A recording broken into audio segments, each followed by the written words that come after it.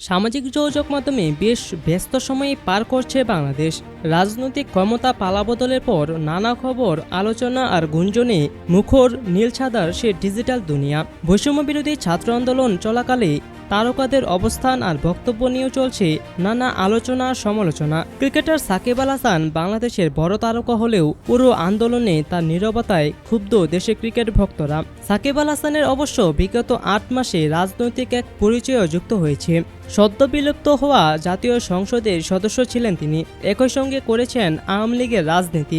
সেই সুবাদে দলের বাকি সব নেতাদের মতো ব্যাকফুটে আছেন তিনিও।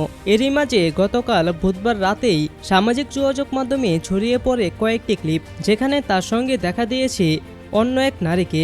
সামাজিক যোগাযোগ মাধ্যমের ভাষ্য ভিডিওতে থাকা সে নারী সাবেক অর্থমন্ত্রী আ.হ.ম মুস্তফা কামালের কন্যা ও বিপিএল দল কুমিল্লা ভিক্টোরিয়ান্সের মালিক নাফিসা কামালের। সাকিব আল হাসানের এমন ভিডিও ক্লিপ স্বাভাবিকভাবেই নজর এড়ায়নি দেশের ক্রিকেট ভক্তদের।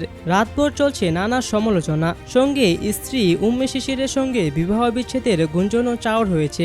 সেই সংখ্যা অবশ্য বেড়েছে শিশিরের কারণেই। সাকিব আল হাসানের সঙ্গে অনেক ছবি ডিলিট করেছেন তিনি।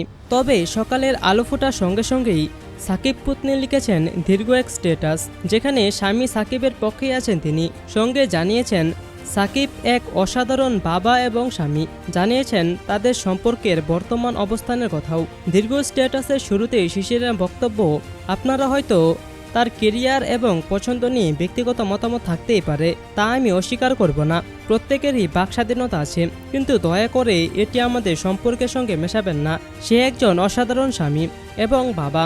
সে সবসময়ই আমার প্রতি বিশ্বস্ত ও সৎ ছিল, আর এমন কিছু করবে না যা আমাকে আঘাত করে।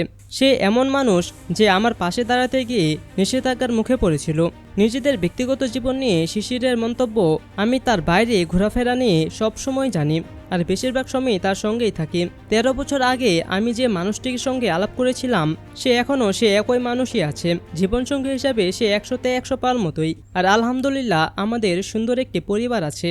এরপরে শিশির অনুরোধ জানিয়েছেন অনলাইনে গুঞ্জন না ছড়াতে। সামাজিক মাধ্যমে ছড়িয়ে পড়া কিছু ছবি বা ভিডিও পুরো ঘটনা বর্ণনা করে না। শিশিরের বক্তব্য, যারা এমন কাজ করছেন তাদের প্রতি আমি বলতে চাই, এসব করে আপনি কিছুই অর্জন করতে পারবেন না।